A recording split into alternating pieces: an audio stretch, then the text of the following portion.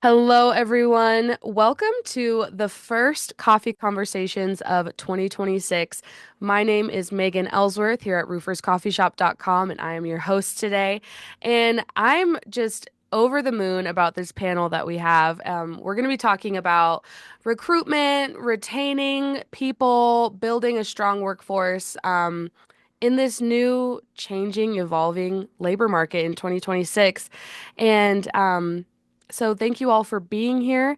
And to get started, I would just like to thank our sponsor today, Southeast Staffing Agency, and Contracting Services. Thank you so much, Teresa, for sponsoring this episode. And thank you for being here as well. So, Teresa, can you introduce yourself and tell us a little bit about Southeast Staffing Agency? Yes, hi everyone. My name is Teresa Ramirez, and I'm founder and CEO of Southeast Contracting Services. And we are branding our new name, which is Southeast Staffing Agency. Why is this changed? Why we're making the companies? Because we need the people to understand that we are a staffing agency for the roofing industry, particularly. And we do contracting for demolition, cleaning up debris in job sites and all that. So more not unskilled jobs. But for roofing, we are good in recruiting good, reliable people. Um, uh,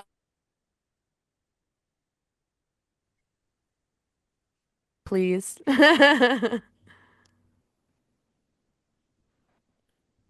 Hey, you froze there a little bit, Megan. Oh no. Okay. Am I back? Yeah. Okay. Trent, can you please introduce yourself? Sure. Yeah. My name is Trent Cotney. I'm a partner at Adams and Reese. I'm also serve as NRCA General Counsel and General Counsel for a dozen or so other roofing contractor and manufacturer associations. And love Roofers Coffee Shop. So happy to be here. Yay. Thanks for being here, Trent. Appreciate it. All right. Jared, could you please introduce yourself and tell us a little bit about your role at NRCA? Yeah, well, with NRCA, I'm an executive director for the Future Executives Institute, and we take the leaders that are growing inside the roofing companies and put them through great leadership training. I also handle our pro certification, certification for roofing installers. So we are all about the pipeline of the roofing industry and elevating that pipeline. So we have great workers both on the roof, inside the company, leading the roofing industry into the next generation. Amazing. Amazing. All right, I'm going to stop share.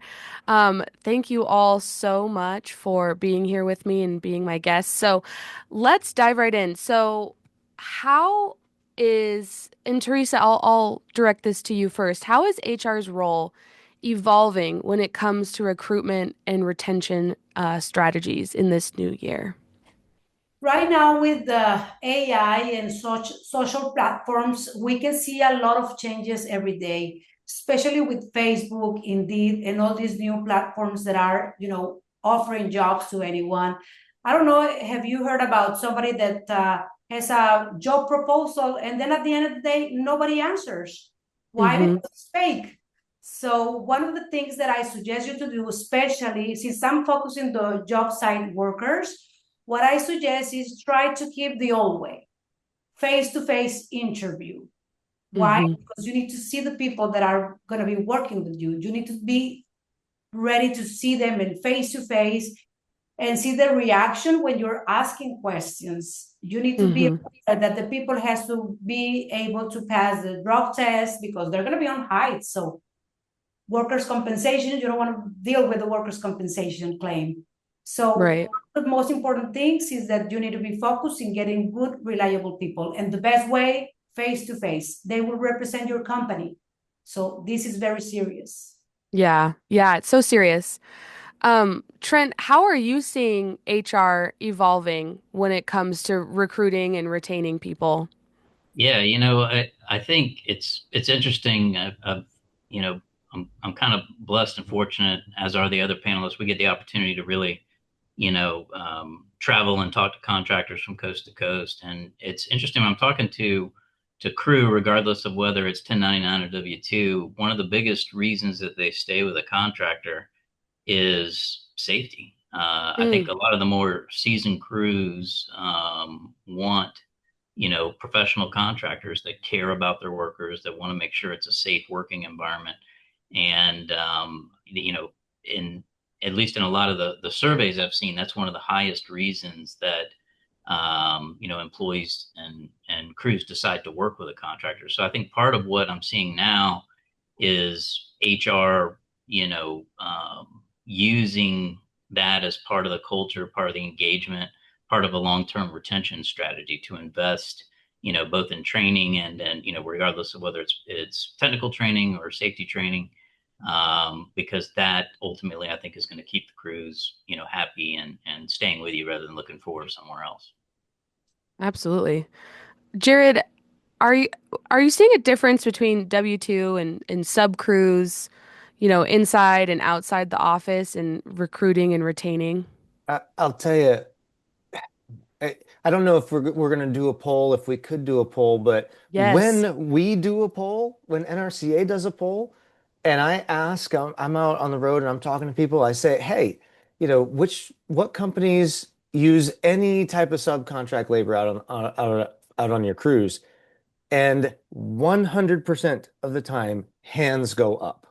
So there is definitely a movement, a business model movement where it's usually a combination of subcontract crews and in-house crews. And of course, there are some companies, their business model is just to use subs. And that's okay. We're here to get roofs put on and keep people safe and dry. So however you get it, you got to be able to find those great sub crews. You got to be able to find great W-2 workers to be on your crews, and you got to be able to retain both. You have to be able to retain and be able to call up your subs and know that they're going to be reliable. And you got Yeah. to have reliable W-2 workers as well. So there's definitely a movement across the country. Yeah. And thank you actually for reminding me about our poll. We have a poll here I'm going to launch right now. If everyone would be able to answer that. And it's just asking what percentage of your production is completed by a subcontract crew or labor? And then there's two other ones. How many bilingual employees do you have? And have you heard of NRCA's certification? So let us know what you think about that. And I'll leave that open for just a little bit. So, okay, so beyond standard qualifications, how does a contracting business determine if a potential recruit is a good fit? And Teresa, maybe you can start us off. Can you repeat the question again? Absolutely. Beyond standard qualifications, how does a contracting business determine if a recruit is a good fit?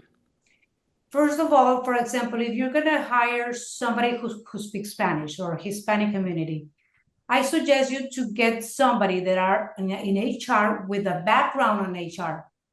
Sometimes the people get somebody in HR just because they're bilingual, but that's very important to have somebody that has background in HR, especially in recruiting, onboarding, and everything related with HR. Communication is the key of success. They need to know and understand what you are expecting from them. Mission, values, expectations from the client. Is very important that you download that information to the workers that you're going to have. So that's my main. Yeah, absolutely.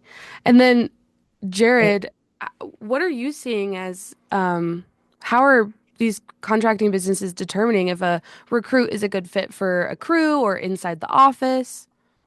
Well, Megan, I've got two things. One is a high level leadership, and one is just a practical interview tip.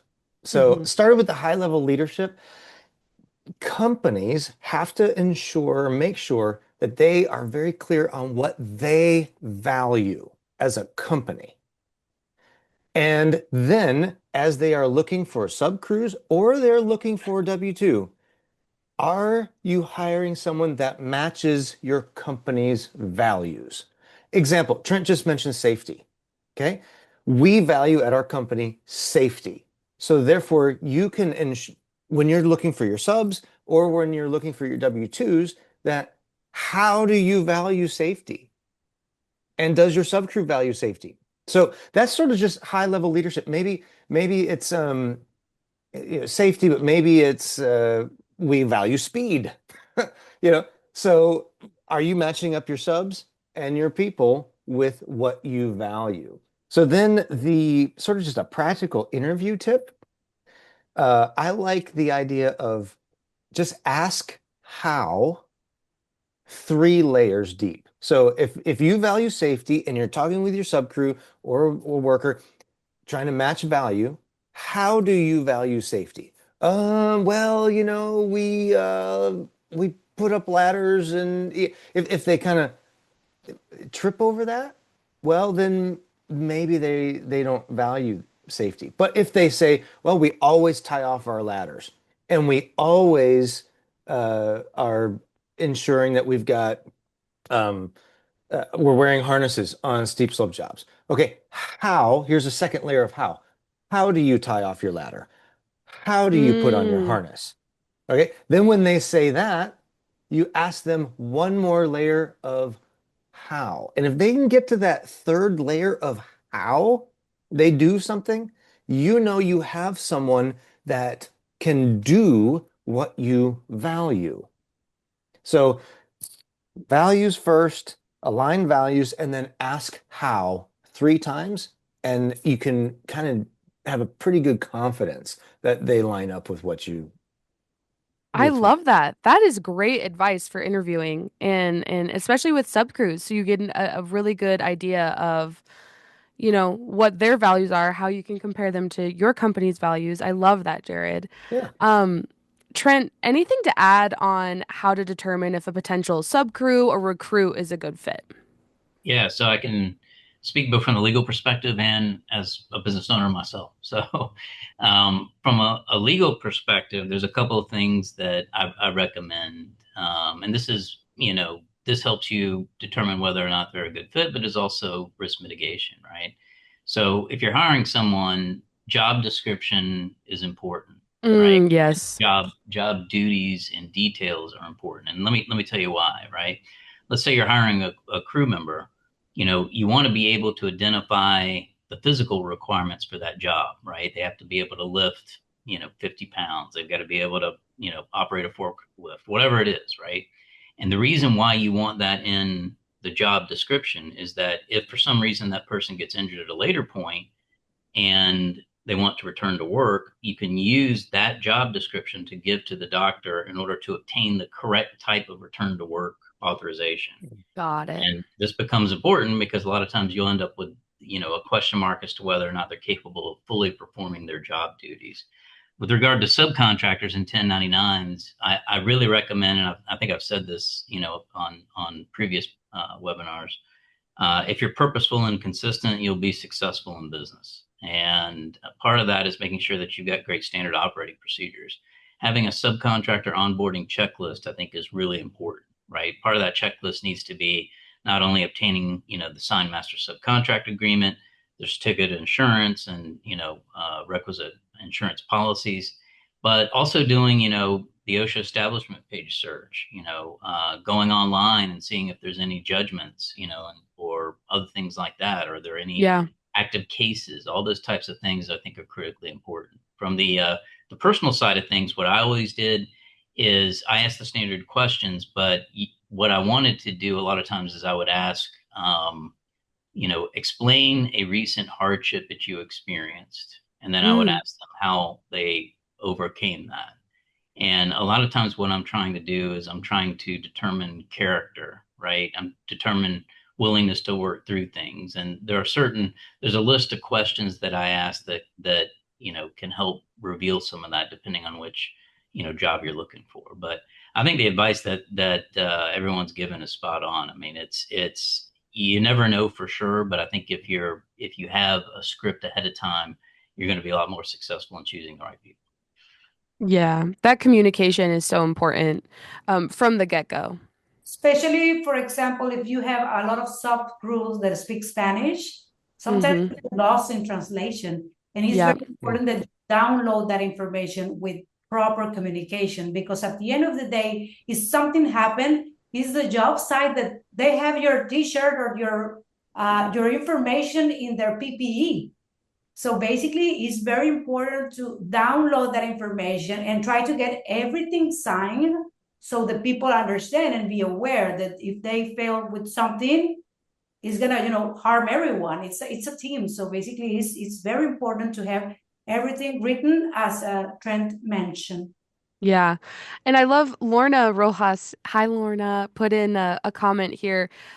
Culturally aware recruiters, language is more than a translation. That's so true. And just what you said, Teresa, um, making sure that you have someone on that HR recruitment side that is bilingual and speaks Spanish or whatever language the subcrew also speaks. So, okay, I'm going to share the results of our poll here. So, it actually looks like we have about one person at 80% using subcontract crew, and then one person at 50%, one at 30, one at 20, three at 1%, and three at 0%. Kind of surprising. And then um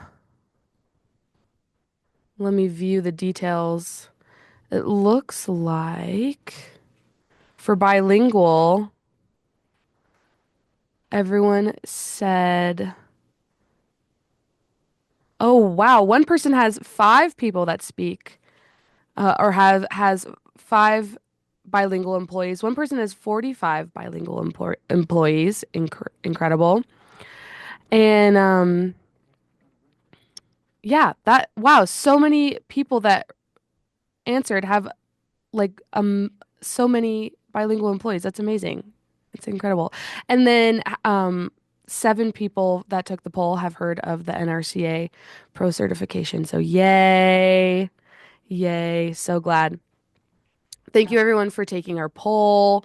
Okay, to move on from that, what role does employer branding and company culture play in attracting and keeping talent? And Teresa, do you want to hit this one first? Yes, for me, in my opinion, I think the most important thing is that they need to communicate what they're expecting from them, talk to them, listen to them, and also having mentors is very important in English or Spanish, whatever you feel more comfortable, or even the people needs to be very comfortable. So Mm-hmm. having somebody that just talk English and try to understand the people who speak Spanish is very difficult because they don't feel like belonging.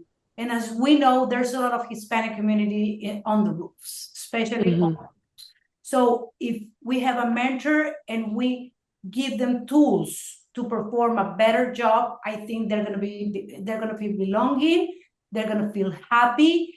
And one of the things that I want to mention is that the NRCA Pro certification program has that information in Spanish. So the people wants to learn more, they're eager to learn. Sometimes they don't know the resources. As a member of NRCA, I realize that there's so many things that the people can take advantage of, especially Mm-hmm. education.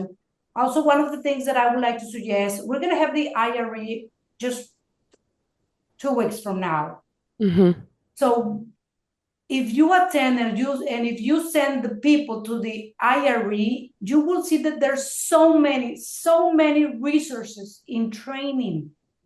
So you need to take advantage of it. It's very important because if you don't keep up to date, maybe you're going to lose job, especially in these uncertain times. So I suggest you to go to the IRE, take the training, talk to an NRCA representative, and I can assure you that they're going to help you to get the right tools for your people. Yeah, that career longevity is such a pivotal part of company culture and making sure people feel like they have a place, longer than 1 year down the road at your company. And that really is what is attracting people now, I think, is having that career longevity, able to move up in a company, able to learn more outside of work.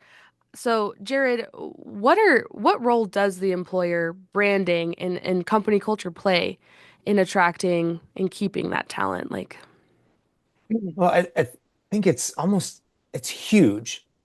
And this younger generation, I know old guys and like myself, we complain kids don't want to work these days, and that's not true. Kids do want to work these days, but they want to be able to master something.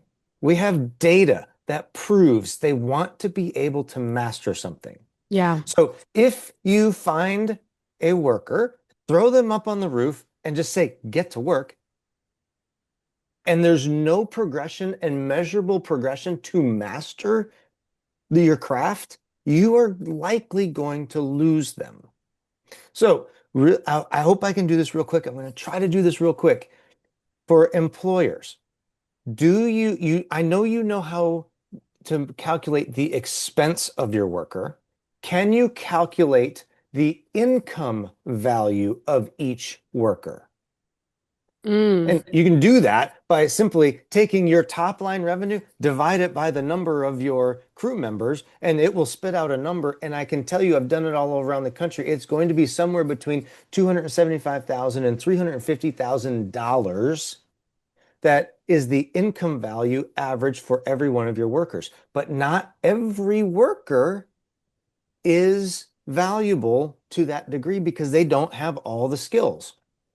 NRCA has, for every roof system, the complete list of skills it takes to be 100% valuable to the company.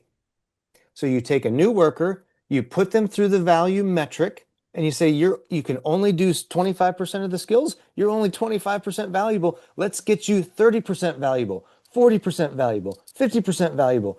Get them moving down the path to being valuable for your company.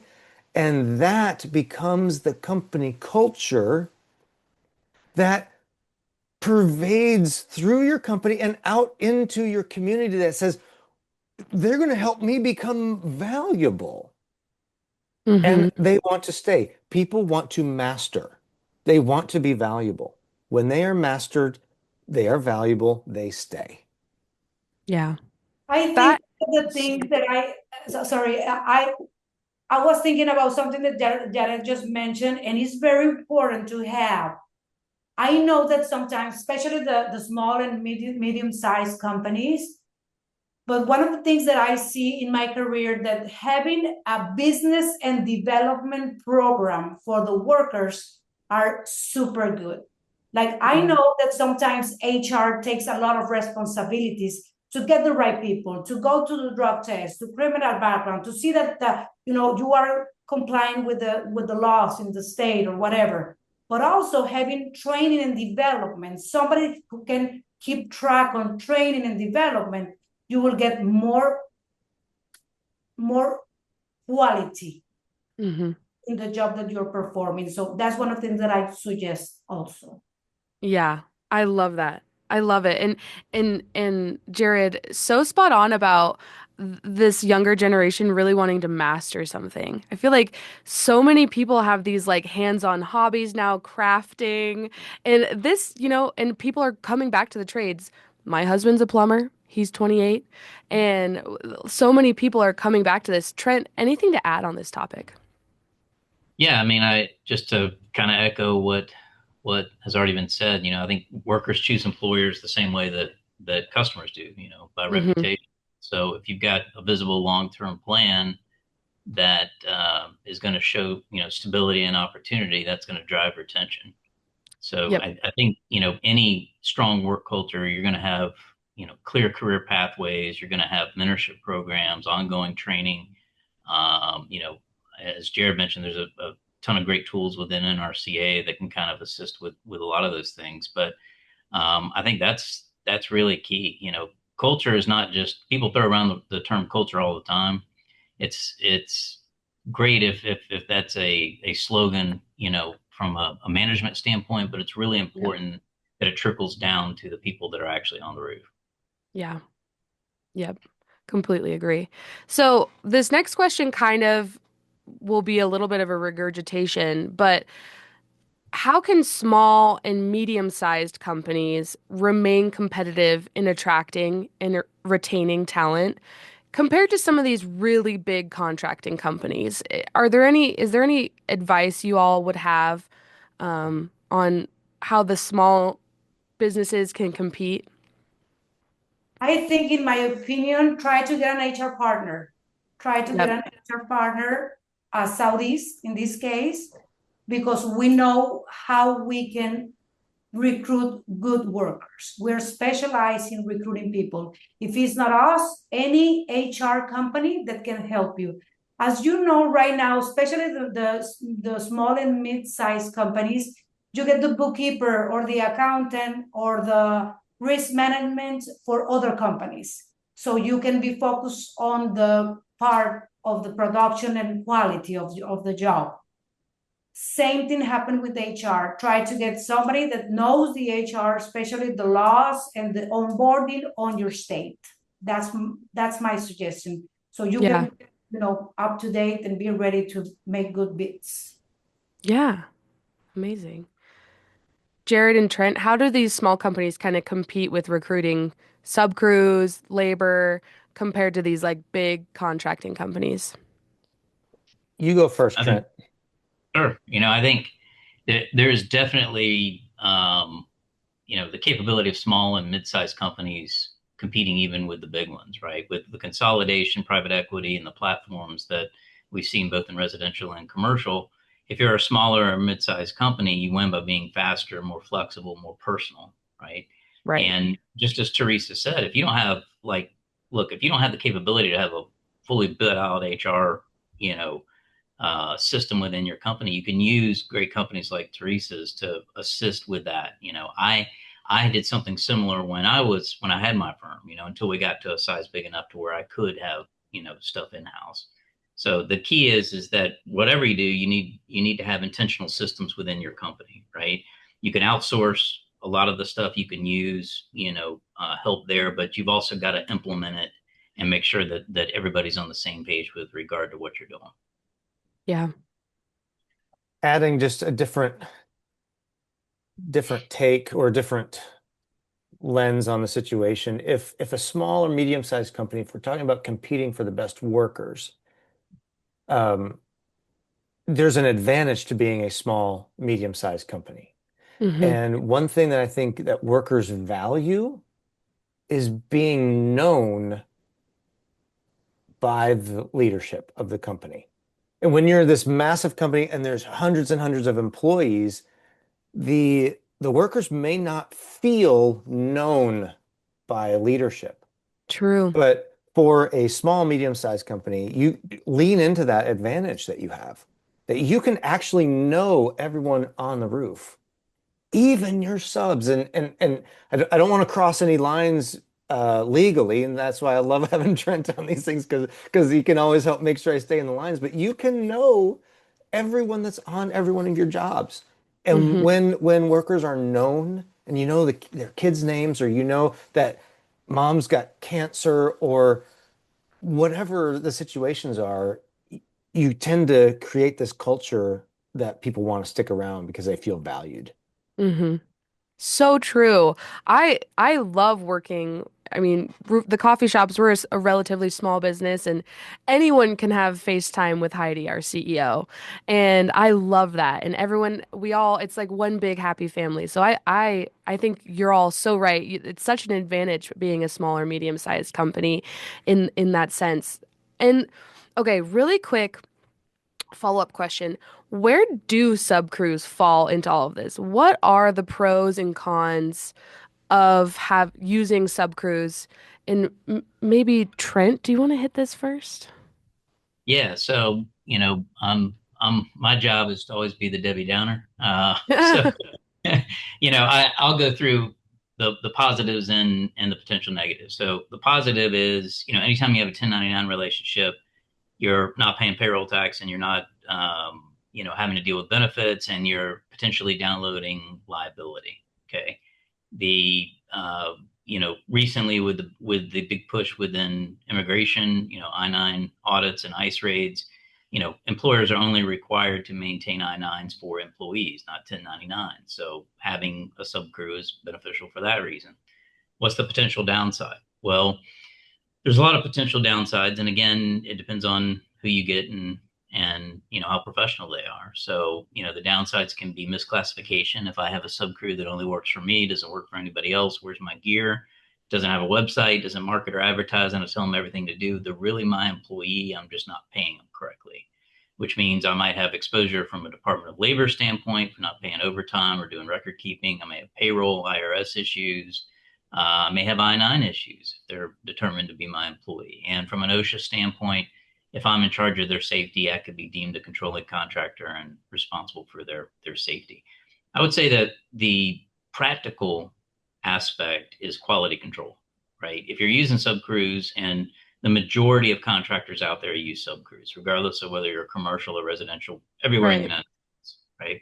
The key is you want to have a good superintendent, a good QC person that can be out there making sure that the subcrew does what they're supposed to do. Now, look, if you got a subcrew that's seasoned, that does a great job, then you don't have to be as worried about it. But for newer crews, it's always a good idea to have somebody on site that can, take a look at the work, make sure it's managed, understand what's going on. And then, of course, legally, you want a really strong master subcontract agreement, right? You want all those provisions that push liability down on the sub, that show that they're independent, all those types of good things. There's risk in everything that you do in roofing. So what I always say is the key is to try to do your best to mitigate that risk by just being smart operationally, making sure you got the right paperwork, and doing your best to create that layer of independence between you and your subcrews. Yeah, absolutely. Jared, and Teresa, anything to add on some of the pros and cons of using subcrews?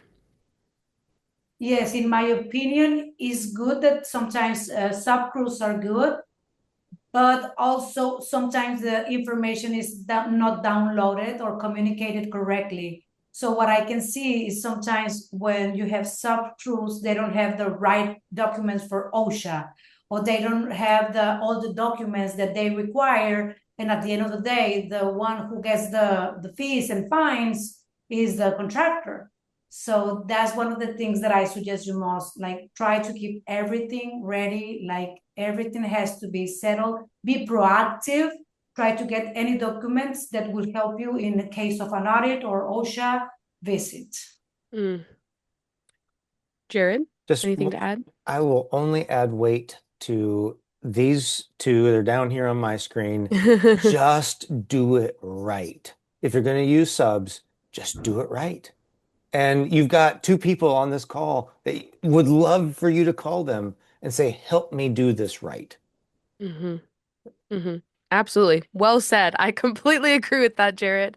So, okay, how would you all say, in an industry such as ours that has high turnover rate, what are some of the best retention strategies?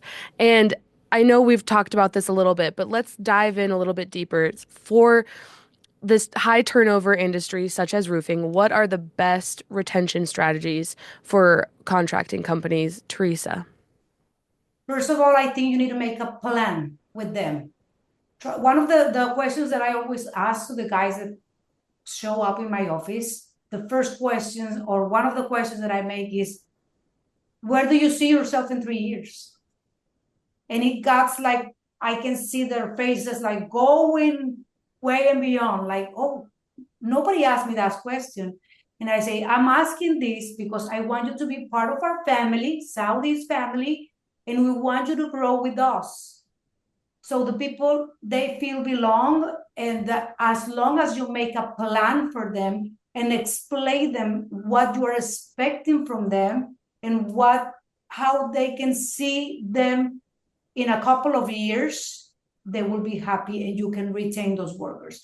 As I mentioned also, what do you want? Listen to them, have a mentor, and try to understand their plan so you can be part of that plan. If you're part of that plan, then they will feel belonging and they will be loyal to you. Mm-hmm. Absolutely. Um, I was talking with a contractor recently. He had a position that was constantly turning over, like every month. And it was actually an office position in this case, but he was just so frustrated. And everything about he had the position set up perfect. The pay was right. Everything about it was just right, except it was turning over every month. And it didn't take long to uncover the layers. And the boss was just kind of sucky. The people leave leaders, people Yep. leave the managers. And we had to get to the point where it was, we had to get that company to recognize that they had a leadership problem over that position. And sometimes we as leaders have to take a hard look in the mirror and say, am I good enough to have people want to work for me and to have people stay? Mm. And that's a hard thing to look in the mirror and do sometimes. But we as leaders have to do that. And we have to be developing our own skills as leaders to make sure that we are retaining our workers so that they want Yeah. to work for us. That is great advice. And really quick, Jared, you mentioned at the very beginning you oversee the FEI, the Future Executives Institute. Could you actually explain that a little bit? Like what all happens there? Sure, high level, 3-year program. Usually the second or third in command of a roofing company send those folks into this 3-year program. We have university professors that come in and talk leadership and how to run your roofing company really well. And ultimately, you graduate through this program, and usually you end up taking over the company or you're running the company. It's part of the leadership pipeline of the roofing industry. Cool. Very cool. Thank you for explaining that. Trent, what are some retention strategies you've seen work best for roofing? Yeah, I think retention's about belonging, not perks. So I think Mm. if, where I've seen it be most successful is where you can elevate a crew leader up into a quasi management role or management, right? They need to see a path for progression so that they know that, there's an opportunity for advancement. That coupled with training and skill growth, we talked about, both technical training and safety training and how important that is.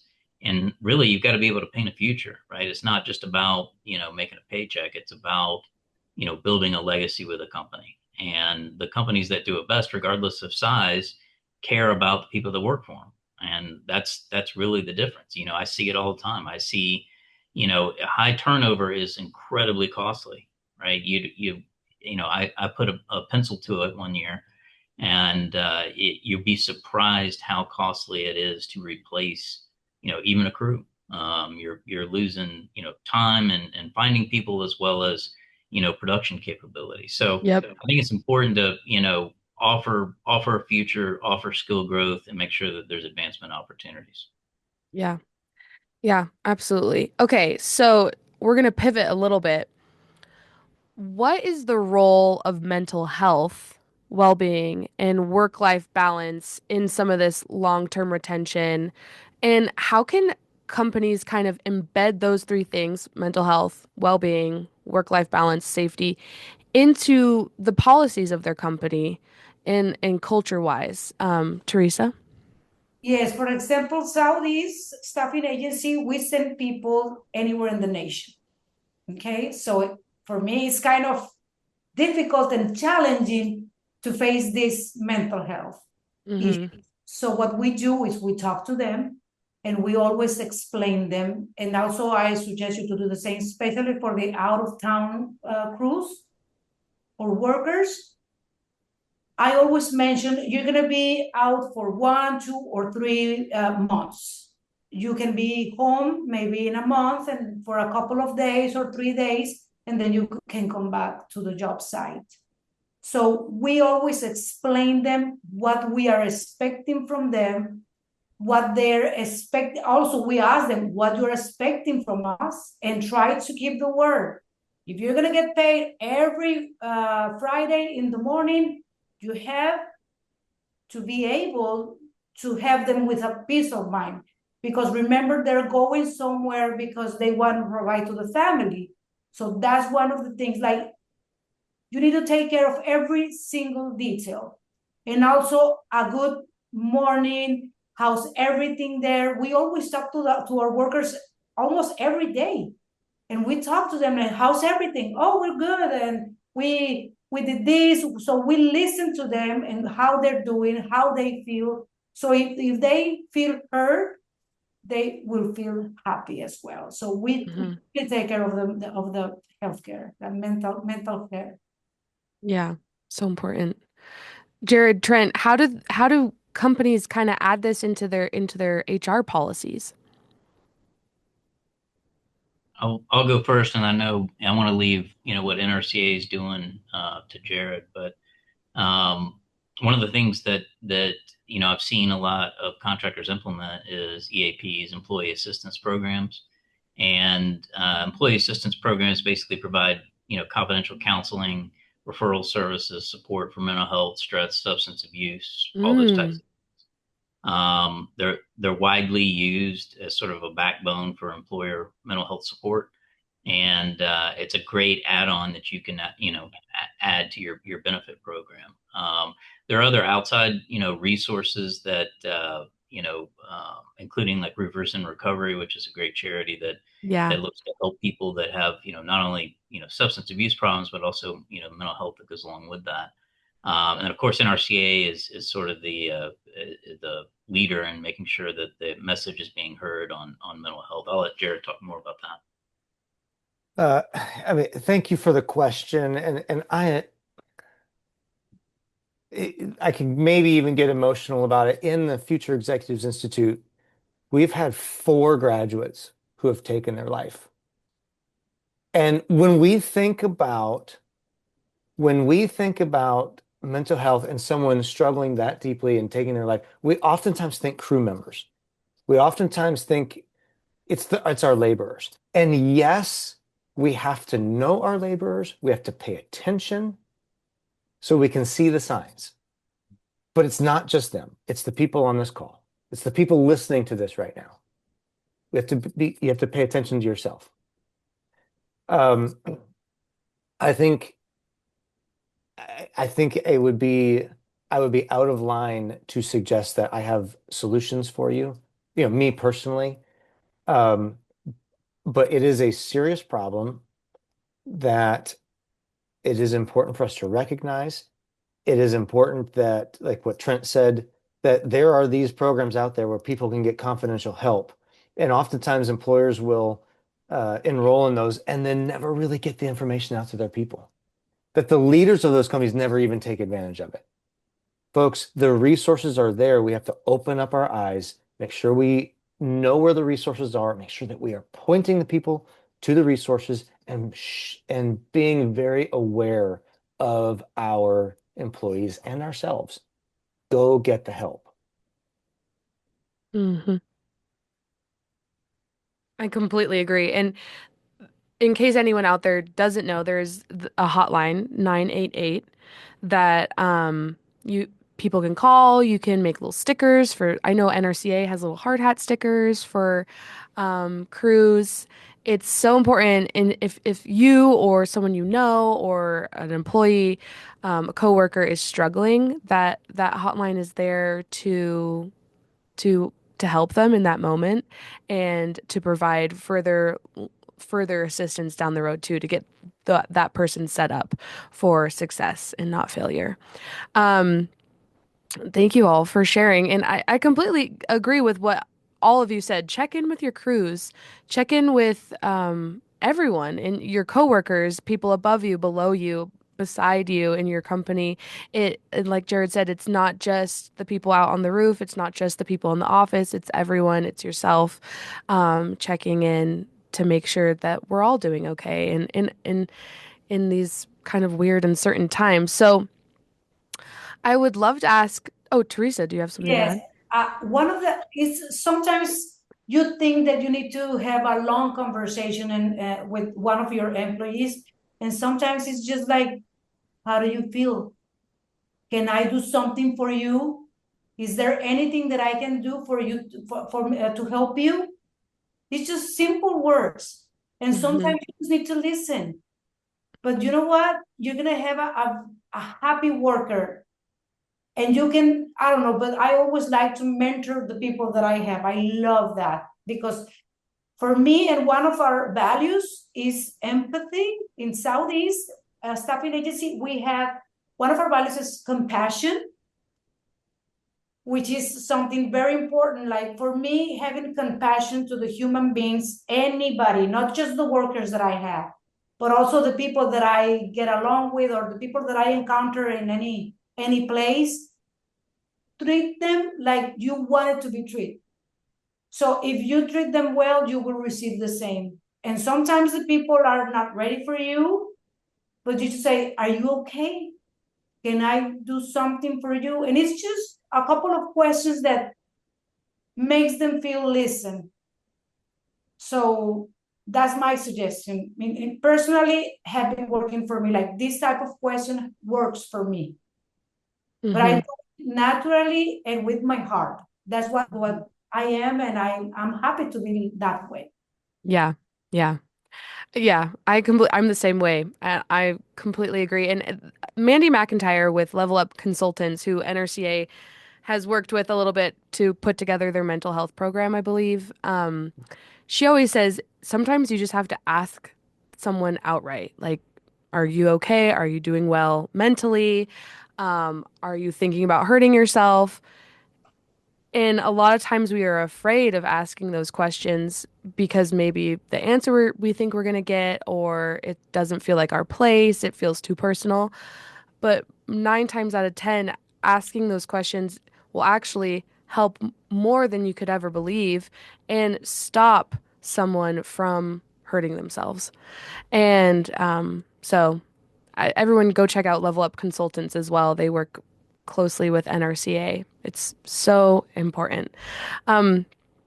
Yes, and Lorna Rojas works with Level Up Consulting as well. So, okay. How do you all personally see the future of recruitment changing in 2026?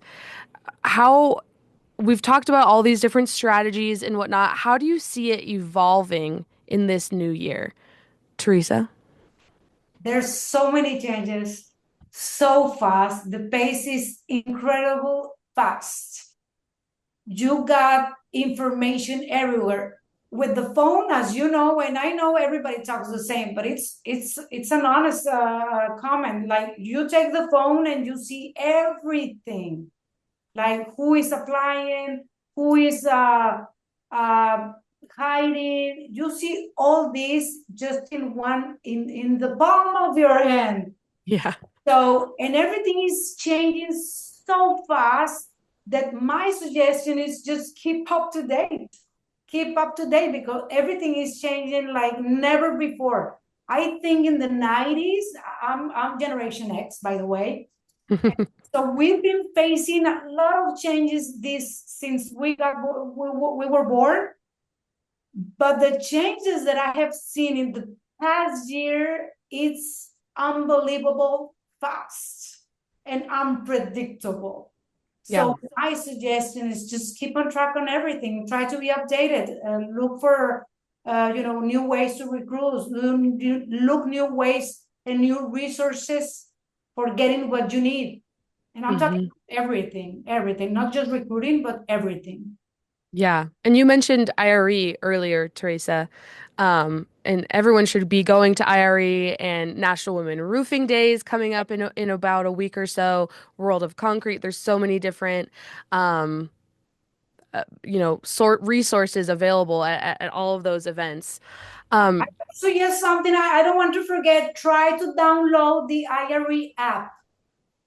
It's amazing because you're going to see everything there. And sometimes, especially Generation X and boomers, we get lost very easy with all these new platforms and everything. But I strongly suggest you to get and download the app, the IRE app 2026.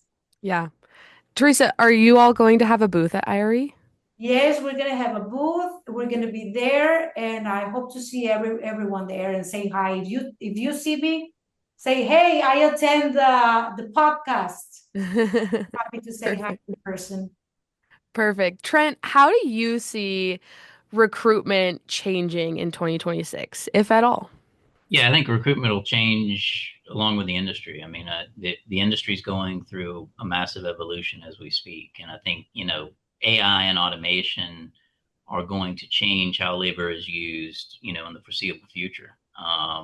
So I think a lot of it is making sure that you're engaging in typical recruitment methods, but also understanding that new generations are looking to contractors on how they're using technology, regardless of whether it's drones or other forms of automation. How they're implementing AI and software, and a lot of that is keeping your finger on the pulse. And you mentioned IRE, which I think is a great way to do that. But if I ever want to know anything, I just go to Rivers Coffee Shop. Oh, shucks. So.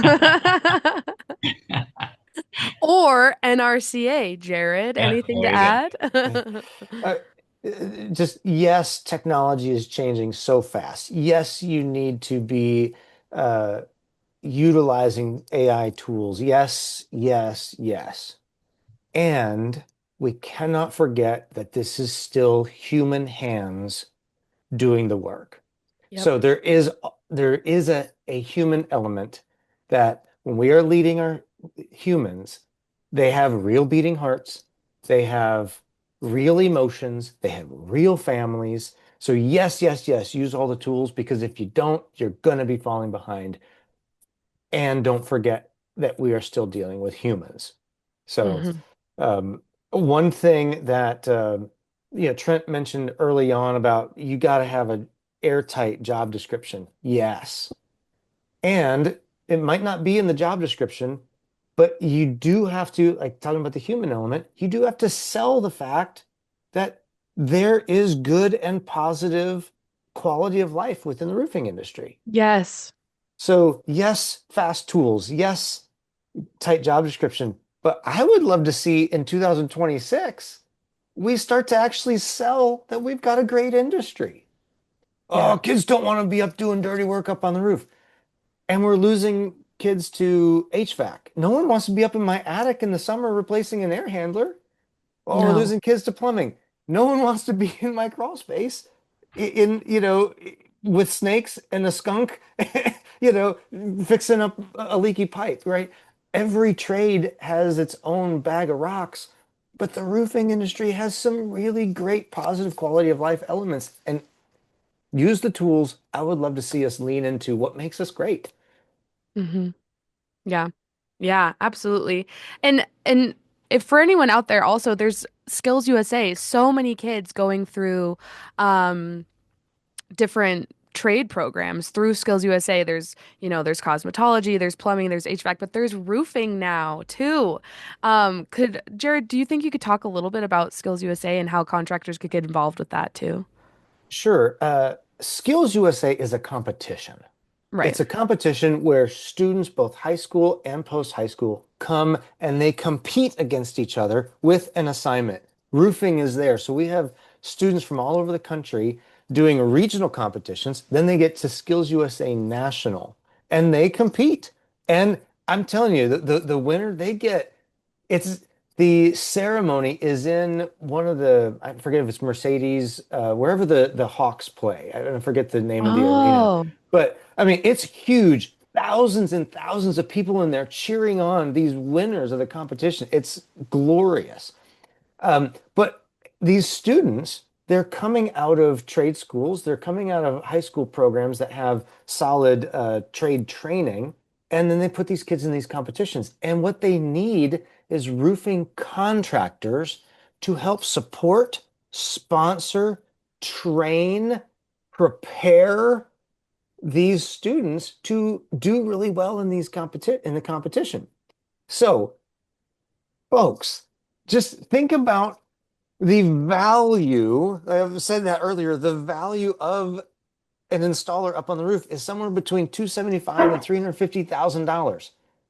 I think most companies can afford to take a veteran and train up one of these workers, one of these potential workers to be amazing at the Skills USA to win. And are you not telling me you wouldn't want to hire that person at $350,000 of value every year?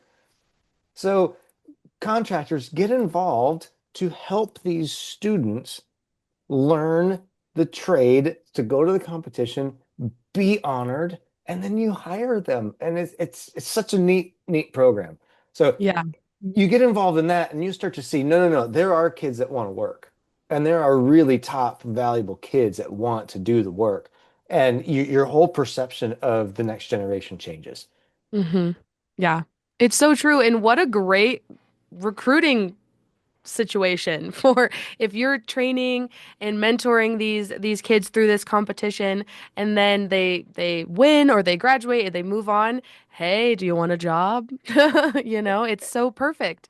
And they say yes. I mean, Hmm. you've been working with them for the last, 60 days minimum, usually closer to, 6 months.